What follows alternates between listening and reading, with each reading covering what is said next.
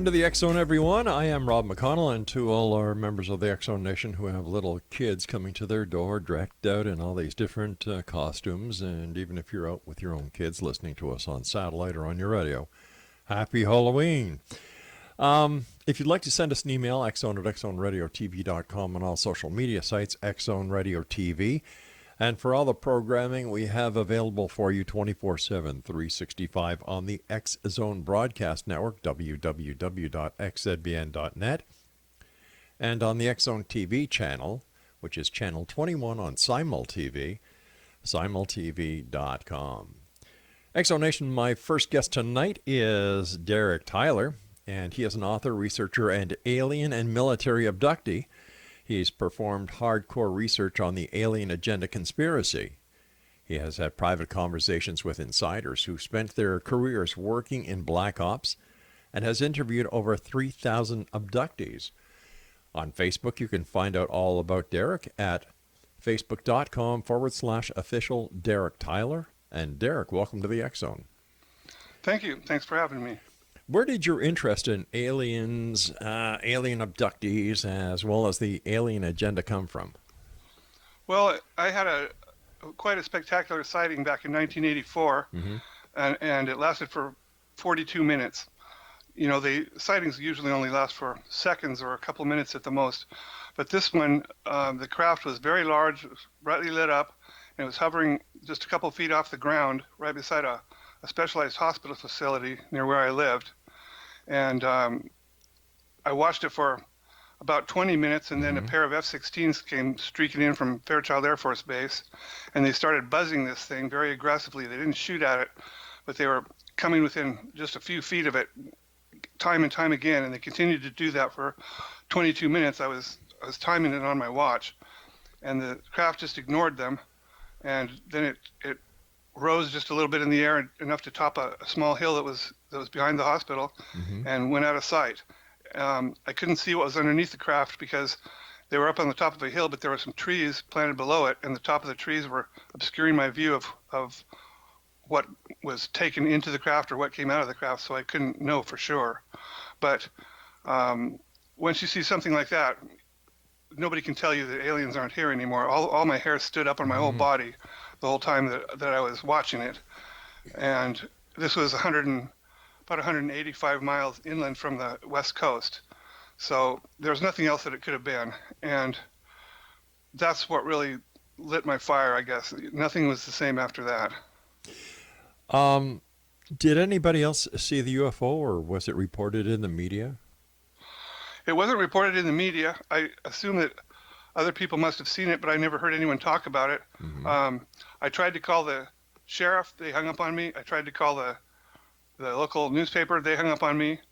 And my mom has a cousin that worked at that hospital facility as a seamstress, but she wasn't there at the time. But I asked her, next time I saw her, I asked her about that. And she said, well, people inside said that something happened that night, but they won't tell me what it was. Can you so I don't know how many saw it. It was easy to see and hard to miss. So somebody must have seen it. Can you describe it to us? Yeah, it was a disc shaped like a magnifying glass lens, double convex disc, and it had a band of lights around the center of it. They were multicolored. There were 3 lights of a color, and then it would change color. They had yellow, green, blue, and red, and the lights were alternating colors in a way which made it appear like the band of lights was spinning around the craft, like it was actually moving around the craft, but it was really just the lights turning color in sequence.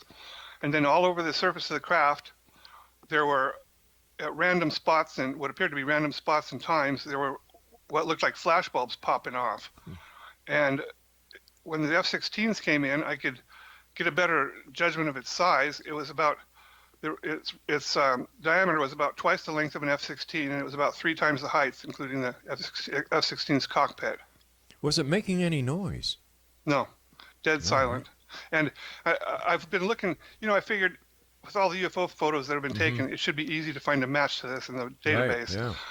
I've looked all over since 1984, and the only match I've ever been able to find came from an ancient Egyptian temple. It's an exact match, and standing outside the craft that they drew on this temple are two grays.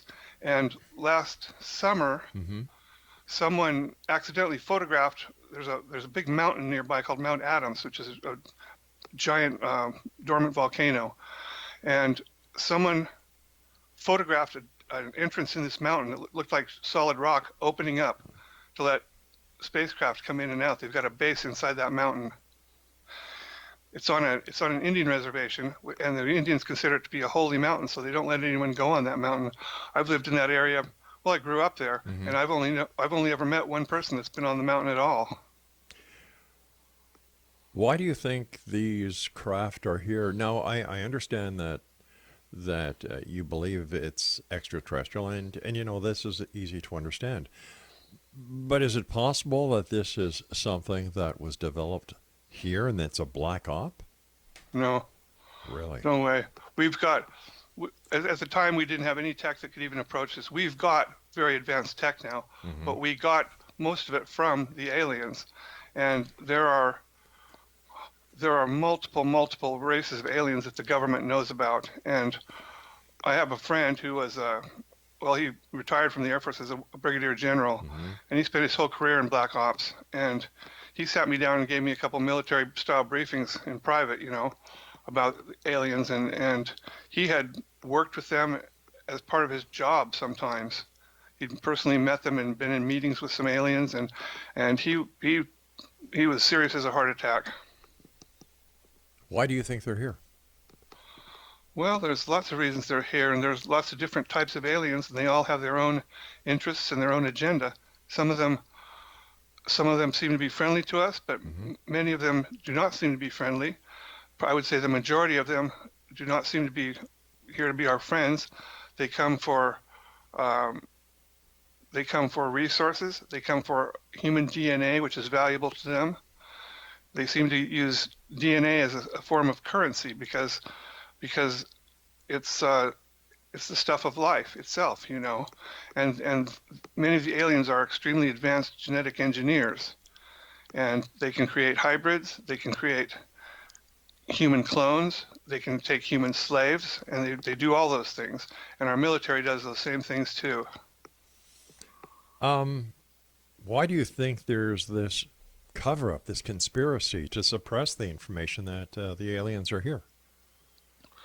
Well, there's a lot of reasons, really. One of them is that the subject of alien contact is not for the faint of heart.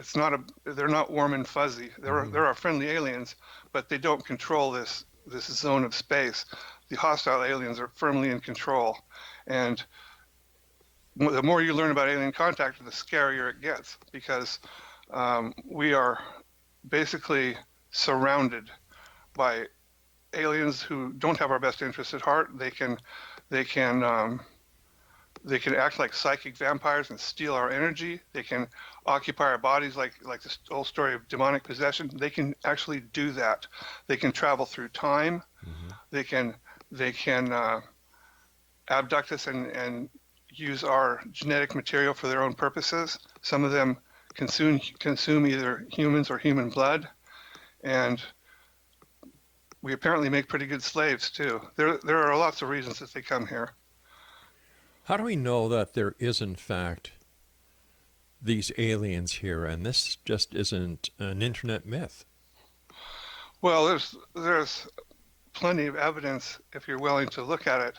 I'm willing to listen to it. There are, for instance, there are rock paintings and cave drawings which clearly show alien spacecraft and the Greys and other types of aliens too, which are up to 7,000 years old, and they're from all over the world. There are Mayan artifacts. There are Aborigine cave drawings. There's what's clearly a man in a bipedal creature in a spacesuit, which was found in Kiev, Russia, which is 5,000 years old, and there's really no other explanation for those things. There's a matter of fact, as I said, the only exact match for the craft that I saw was found on an ancient Egyptian temple, and it's an exact match, and it has Greys standing right outside of it.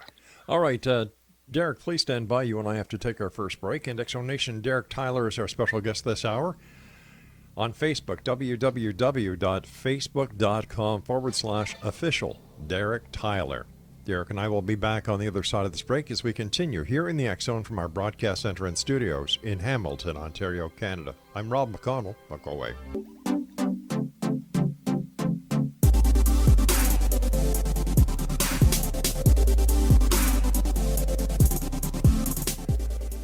Exonation, Derek Tyler is our guest this hour. www.facebook.com/official Derek Tyler, and that's DEREKTYLER. So once again, facebook.com/official Derek Tyler.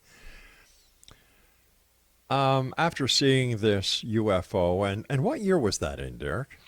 That was in the summer of 1984. How did that change your life?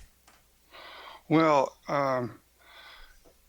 I never again had to wonder whether or not they were really here. Mm-hmm. And I never again had to wonder whether or not our government knew about it. And I also knew for sure that the government considered at least some of them to be unwelcome visitors. And I mean, the F-16s didn't fire at it, but they were clearly locked on it and ready to fire at it. They probably would have just cost them a couple of F-16s if they'd have tried, I assume. But they clearly were angry, and it wasn't supposed to be there where it was. And it's not many answers, but it's a good starting place, and some people can go a whole lifetime without knowing those things for sure. Now, prior to your sighting going back to 1984, did you have an interest in UFOs? Yeah, I had a couple of other sightings. The first one was when I was, I guess, probably 7 years old. Right. But none of them were as spectacular as that one. I knew, even as I was looking at it, that this was going to be the sighting of my lifetime, and it was. During your sighting in 1984, did you feel as if you were being communicated with, or there was an attempt to communicate with you? No, I wasn't that close to it.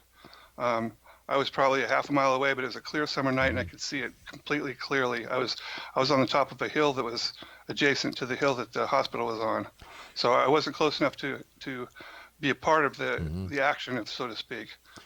Prior to going to that hill, were you on that hill for a specific reason? Were you drawn to that hill at that night at that time? No, I was out in my parents' yard. Oh, I see. And I'd gone out there to. We were supposed to be able to see the northern lights, which is a rare thing around these parts in central Washington. We were supposed to be able to see the northern lights that night, which I don't think we ever really could see them. But I was out in the yard just to see. It was just as it was turning dark, and that's just happened to be. They're in the same town as this hospital, and they didn't live far from it. And I saw this thing come over the hill, and all the hair on my arms and my head just stood straight on end, and I knew that what I was seeing wasn't from this world. And it changed your life forever? Sure, because after that I wanted to learn everything about them that I could. And I was apparently already an abductee at the time, but I didn't realize it. And I didn't have any memories of it. And I was probably maybe 40 years old when I first started getting abduction memories. I wrote about those in the first book that I released, which is called Alien Contacts: The Difficult Truth. And it has very detailed accounts of what I remember of my abductions. And I had already interviewed and spoken with literally thousands of other abductees over the years, but I never thought that I would be one of them. It's a club nobody wants to be a member of, believe me. So how did you get total recall of these memories? Was it regression hypnosis that you underwent? No, I don't have total recall of them. They try to delete your memories, of course, as I'm sure you know, but it's not always an exact science, and sometimes they don't completely delete them. And I seem to have a habit for some reason of waking up as soon as they return me back to my bed. And when you wake up, then the memories can sometimes be grasped out of your mind. You can sometimes still remember what just happened, or at least much of it. And I would write them down. And if you wait until morning, they'll be gone. Why do you think that you are getting abducted by these ETs? Well, I think there's lots of reasons they abduct people, but no, I mean you specifically. Well, I have things about my genetics that they like. I asked the Lord for six-pack abs and Jimmy Page's 1975 hair, but instead I got brains. Like, that's going to help me, right? So they like my skill set. I have high intelligence. I have high creativity, problem-solving ability. I have almost photographic memory, and these are what they consider to be primary survival characteristics. And it's what they look for. There's some other things such as freedom from family history of genetically transmitted disease tendencies like diabetes and cancer and heart failure, but they can't almost ever find all those things in one person. They find some of them, and then they use that DNA for hybridizing purposes, and they match it up, and 2 or 3 generations down the road, they will have, in theory, put all the tendencies that they want into one product. How many times do you believe you have been abducted? Well, it's a lot. Yes, At one sir. point, I was getting abducted as many as 3 times a week, and it's exhausting. Let me tell you, you try everything you can think of to get it to stop, but nothing works. The first thing you try to do is not sleep. You know, it occurs to you that if you can just stay awake all night, it might stop them from coming back and taking you, but it doesn't work that way because they can force you to go to sleep when they want to. But over time, you become exhausted from trying, and you become shell-shocked and paranoid. You know, right now I've still got PTSD where I'm very easily startled at loud noises and stuff. I'll jump, you know, just a reflex action. But I never used to before that. And it's a very difficult thing because there's no support system. There's nobody to talk to about it. I was lucky because I'd already interviewed so many abductees that I knew what was happening to me immediately. I didn't have to worry if I was going crazy or anything. I just knew. My story was much like theirs. Okay, can you tell when you're being abducted? Or when you are going to be abducted? Do you get a hint? Do you get a premonition? And if so, how does it happen? You do get a feeling after a while for it. It's hard to describe, but somehow the it's like the electricity in the air changes somehow. It's like the air becomes charged around you in your home, let's say, and it can happen 6 or 8 hours before an abduction actually takes place. But somehow you just get a feeling that they're going to be coming, and many times I would be awake at night, and then all of a sudden I would just be hit by overwhelming waves of tiredness, so strong that I would be asleep within 5 minutes, no matter what I tried to do. No matter where I was, I'd be asleep, and that's when they would come. How does this affect your family when you're abducted? Are they aware that that dad or Mr. or is your wife aware that you're being taken out of the house in the middle of the night? And Well, I'm still single so far, okay, so I was living by myself, all and right, so it didn't have any effect like that. okay, But they can do it, and the military has this ability to. They have the ability to do it in such a way that it will appear as though you were never taken at all. They actually have the ability to travel through time, which is something I don't know if I'd have believed it if someone would have told me that, but I've seen it myself. They've done it to me at least 4 occasions, and every time it was for a reason I wouldn't have thought of.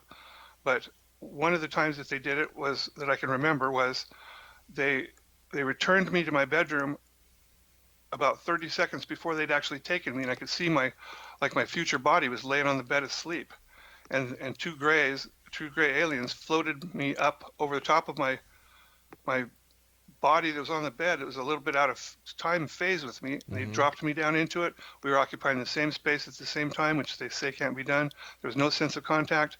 A few seconds ticked by. I merged with that body. I woke up like I'd been sleeping, and no time had passed on the clock.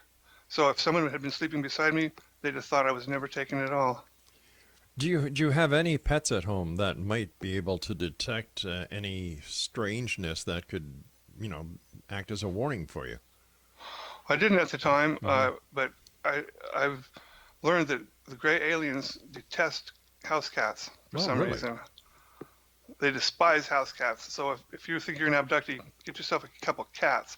It might not help. It probably won't help, but it's worth trying. Now let me ask you: are the gray aliens that people talk about, are they the good guys or the bad guys?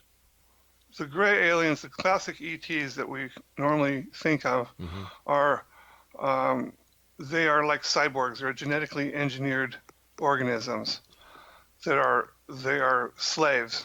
Okay. They were basically an experiment in creating artificial life performed by the Draconians, the reptilian race, and they were considered to be a complete failure, and they were relegated to slavery. They do the reptilians' dirty work for them, basically. They have an IQ of about 80, according to my friend in the Air Force. He said they're terrible pilots. Most of the UFO crashes that we find, he said, are results of pilot error on the part of the Greys. So, They can be taught to do repetitive tasks such as occur during abductions. so would it be safe to say that they're the morons of the galaxy? Well, we're the morons of the galaxy, but they're a little bit dumber than us, yeah, I guess. But they're not a naturally occurring life form. They're created in vats, like clones, and they're completely psychic. They don't react to. They don't make decisions individually very well. They don't react to surprises very well. So they can often, if you can think of a way to surprise them, they'll just stand there for a few seconds while they're telepathically asking whoever their controller is, for instructions on what to do. The trouble is,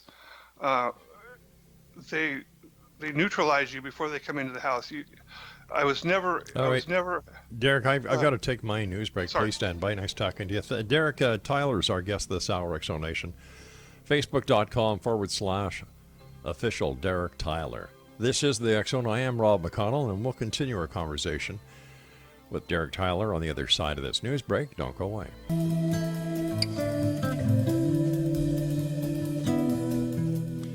Exonation, Derek Tyler is our guest this hour. His website is facebook.com/official Derek Tyler. Derek, is it the entire government that knows about the existence of extraterrestrial, or is this one of these cases where it's not out there, but only a select few within the government actually know what's going on? Yeah, it's the information is very highly restricted. They had to invent new security classifications that were higher than they used for the Manhattan Project, and basically people are only told as much as they need to know to be able to do their job and no more. For instance, the President of the United States has automatically, when he comes into office, he's given a security clearance, which is considered to be 16 levels above top secret, compartmented, code word, safeguarded levels. But there are 32 levels that exist, and that's where all the good alien stuff is kept, of course. So the President does not have access to the full scope of what is going on with the aliens. The military's attitude is the President will only be here for a few more years and he'll never give another order again. But when he's gone, the military will remain and the aliens will remain. And we're not going to take the chance of some do-gooder like Jimmy Carter coming in and canceling our projects. So they just don't tell him about them. And the amount of money which has been spent on these alien projects is absolutely mind-bending. It's probably several times the total of our national debt. So, and it's all taken out of our budget. Why do we need to spend money on this project? Well, I'm sure you've heard of the system of bases and tunnels that exist under the ground all throughout this country. Yes, I've heard about them. That has already cost $15 billion plus. We have a secret space program that has nothing to do with NASA, and it is out of control. It's what they call breakaway civilizations, but we're financing them. And they have established, with the aliens' permission, they've established bases on the Moon and Mars, which we've had for at least almost 40 years on Mars, I would say. I know several people that have served there. And we have interstellar propulsion systems, which we got from the aliens. These breakaway civilizations, they don't give us anything back, but they take our products and our finances. They use them for their own purposes with the blessing of the military, but we get nothing in return. They're not planning on sharing any of this stuff with us ever, and they don't have to follow any laws after they're out of Earth. After they're off the Earth, there aren't any laws for them to follow. So the Nazis, the holdover Nazis who still survived after World War II and were imported into the U.S., they already had a base in Antarctica. They'd already contacted aliens, and they are already in control of at least some of these breakaway civilizations, and they use slaves. They abduct people and use them as slaves for 20 years, and then they send them back in time 20 years when they return them to Earth. They're however old they were when they left, and they get to live their life over again with their memories erased. How do we know? How do we know this is real? How do we know this isn't a pipe dream? It's not fiction. Well, one way we know it is that the military has lots of paperwork which has eventually been made public. They've got several very important whistleblowers who've gone public, and people like William Cooper and William Tompkins, both very important whistleblowers. Those are people on the inside. Their reports are consistent. They're accurate. They are. How do you know they're accurate? Because I've spent the last 35 years checking all this stuff out myself, and I've somehow managed to get some connections which are, to my way of thinking, they're dream connections. The guy who used to be my best friend was an electrical engineer he was contracted by NASA and the Air Force for over 20 years to. One of the things that he did was he reverse engineered alien tech that they found from crashes. Wait a sec. How do you know that? Like, have you seen, like this? It all sounds great, but it also sounds totally impossible. Well, it sounds impossible, and it's one of those things where truth is really stranger than fiction. There's no science fiction that can even compare to what's really going on. My friend is who introduced me to his handler, who was a bird colonel at the time. He retired as a general later and went out golfing the next weekend and had a heart attack and died. Who, your friend or the general? Well, they both had heart attacks and died. The general had a heart attack 4 days after he retired. My friend had a heart attack when he was 52 and died. Oh my gosh. The colonel, well, I call him the colonel because he was a colonel when I was doing all this stuff. Sure. He told me that, he said, when your friend was brought into this program, he was told that at some point his usefulness to us will expire. And, we pay him good money because he's got skills we need, but someday he won't be any more use to us. And when that day comes, he's either going to be set up in business at our expense, or he's going to be taken out back and shot. And he says, if you don't agree to those terms, you never get into any of this classified technology. You'll never have another chance, and you'll be transferred laterally from then on. He said, you have to be willing to take the bullet in order to get access to this stuff. Is this information known by other governments of the world? Well, some of it is, because there have been alien sightings and crashes in many different countries, of course. But one of the reasons that we had for the secrecy was that we were recovering advanced technology from a lot of these crashes, and we were actually taking it from other countries that had crashes with military force when we had to, and then paying them off later to pretend nothing happened. But they were actually acts of war. Well, because we didn't want that tech in the hands of rogue nations, let's say. Okay, so which countries did we actually go to war with to take or to abscond with alien technology because we didn't want them to have the technology, and then after we had the technology to pacify everything and smooth it over, we paid them off? Well, the only one I know for sure that Hello? The only one I know for sure that happened with was Brazil. Back in the 90s, there was an incident called the Varginha incident in Brazil, which made Roswell look like a small-time thing. There was a very rapidly moving alien spacecraft which crashed near a small town out in the jungle area, and it had several survivors, and they were seen by the local people. 2 of them were captured, and they threw nets over them like they used to catch monkeys in the jungle. And they were small. They were not aggressive. They were crying and injured and screaming, and they weren't weren't aggressive toward the people at all, but they captured them in these nets, and the local militia apparently just shot one of them in the chest for no reason, fear, killed it, and we went down. We dropped paratroopers in there. We committed acts of war against the Brazilian military with our special forces in order to take possession of the crash site, and we purchased basically the one alien which was still alive. They took him to, he was injured. They took him to a medical facility, but they couldn't figure out how to remove its spacesuit to treat it. So they finally decided that they would try to burn it off with a torch. But they didn't realize that the suit itself was grown into the body. Once they put the suit on, they formed one interconnected unit, and the suit could never be removed again.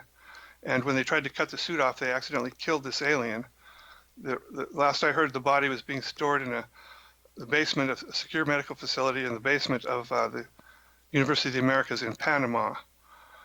And we paid Brazil billions of dollars to pretend that that never happened, because it was totally acts of war, because we wanted exclusive access to that technology. And that crash is where all the nanotech came from. It's where we got the idea for molecular machinery, nanotech and stuff like that. There wasn't any of that before that crash occurred, which I believe was in 1998. It all came from there. Interesting. How many different, I've got about a minute before I have to take my final break. So how many different crashes do you believe have happened on this planet within the last, let's say, 50 years? Well, I don't think there's any way to know, because they cover them up so quickly and so effectively. Delta Force was formed just for the purpose of securing crash sites and keeping everybody else out of them. But worldwide, I would say there's probably been at least a few dozen crashes. And some of the alien ships which have crashed, they're not really crashes. We've brought them down. We discovered back in the late 40s that we could, if we turned our military radar up to full power, it would interfere with the navigation system of some of these ships and cause them to lose control and crash. And we brought some of them down that way on purpose. All right, Derek, please stand by. We've got to take our final break. And Exo Nation, if you'd like to find out more about Derek Tyler, our guest this hour, visit his website at www.facebook.com/official Derek Tyler. Now, Derek has books that are available on Amazon.com as well. All you need to do is go to Amazon.com and then put in the search engine Derek Tyler. And we'll both be back as we wrap up this hour here in the X Zone from our broadcast center and studios in Hamilton, Ontario, Canada. My name's Rob McConnell. Don't go away.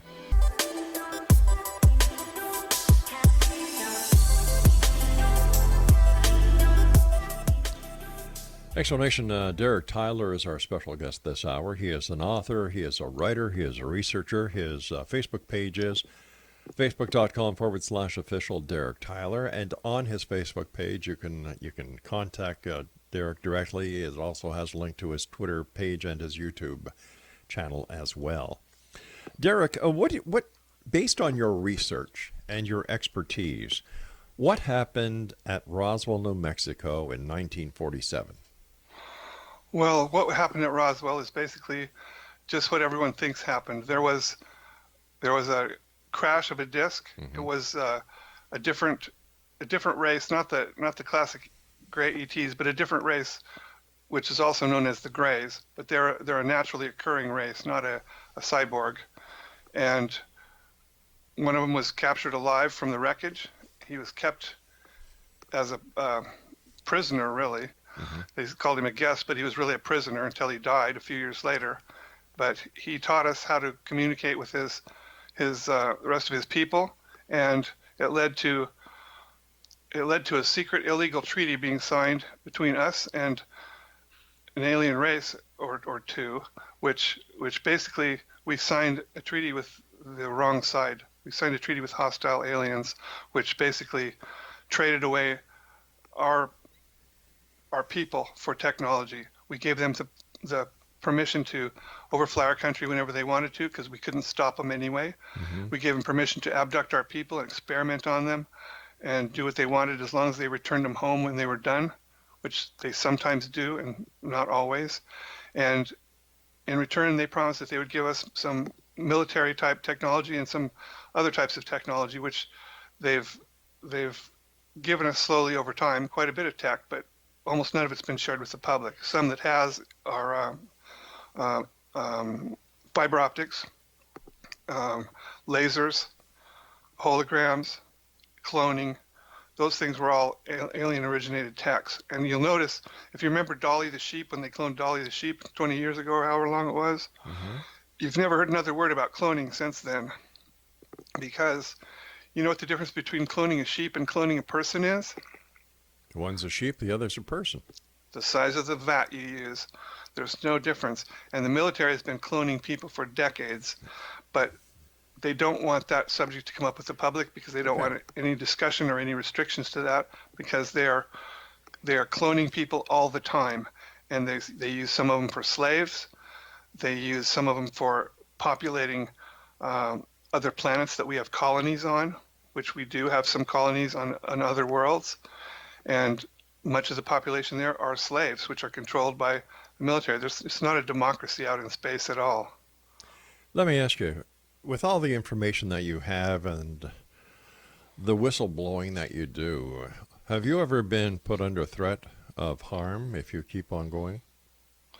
Well, I was once back in the 90s. I started to write my first book back in the 90s, and one day I had a couple of guys show up at my door dressed in suits, and they claimed to be from the CIA.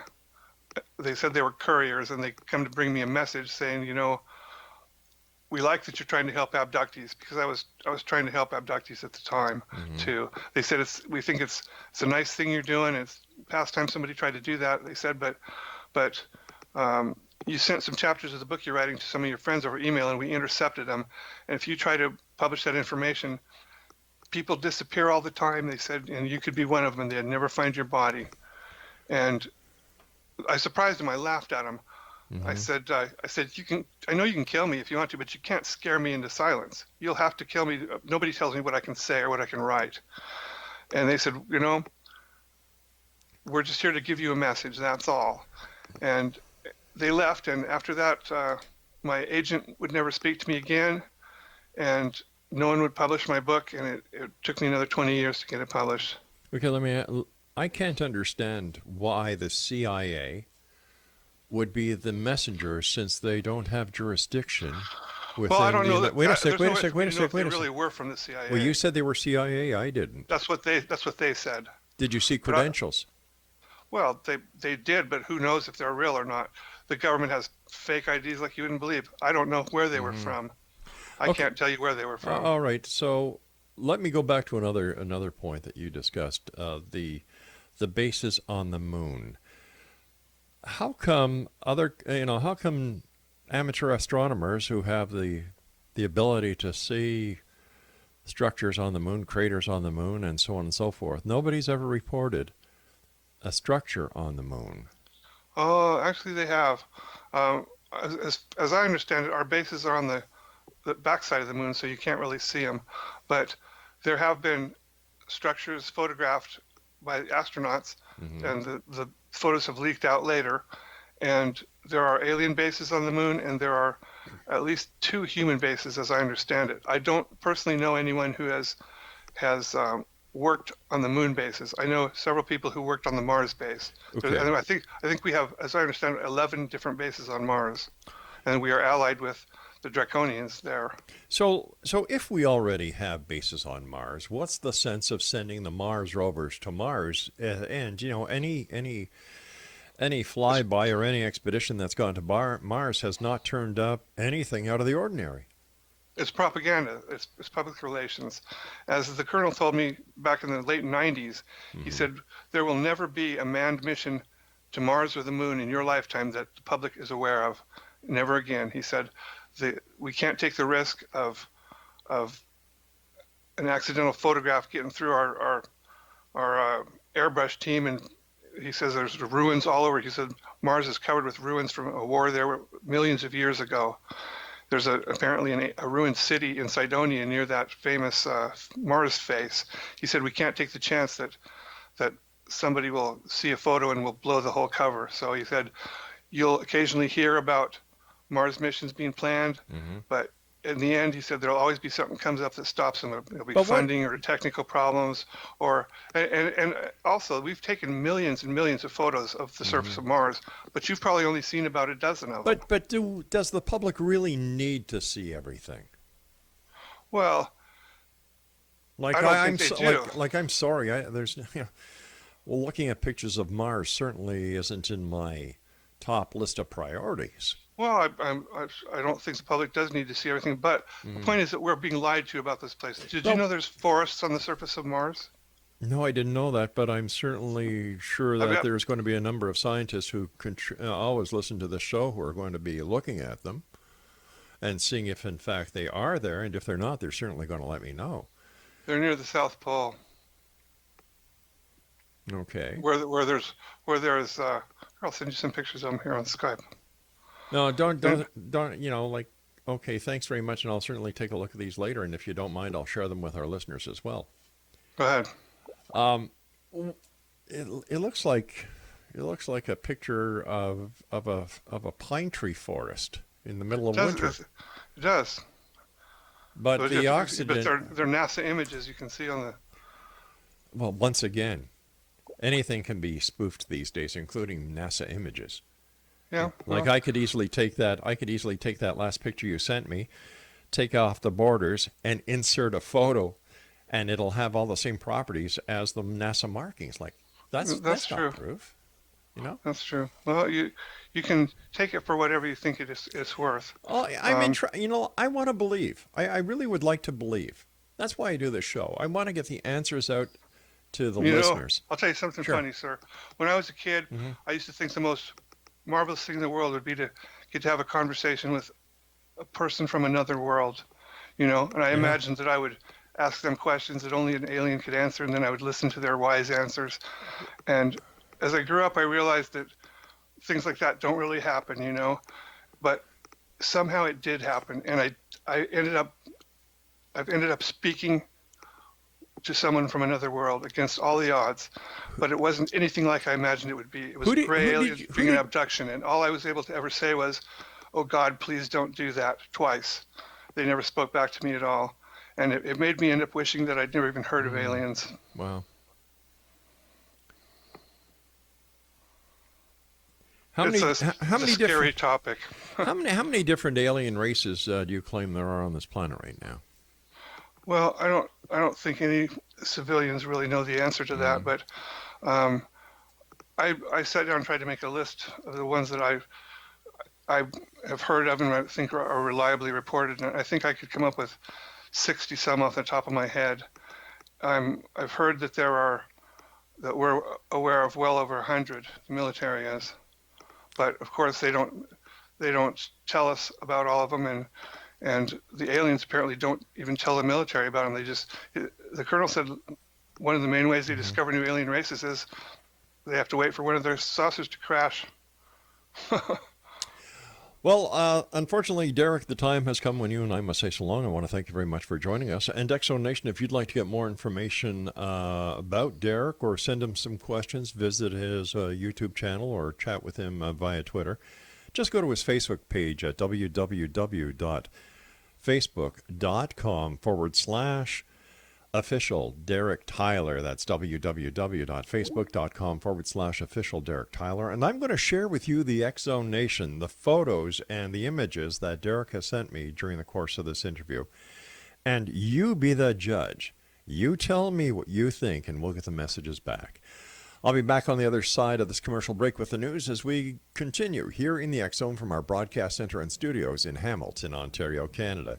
Once again, if you'd like to get more information about our guest this hour, Derek Tyler, facebook.com/official DerekTyler.com. I'm Rob McConnell. This is the X Zone, and we're coming to you from our broadcast center and studios in Hamilton, Ontario, Canada on the X Zone Broadcast Network, iHeartRadio, Mutual Broadcast Network, Talkstar Radio, and of course, Simul Radio and Simul TV. Don't go away.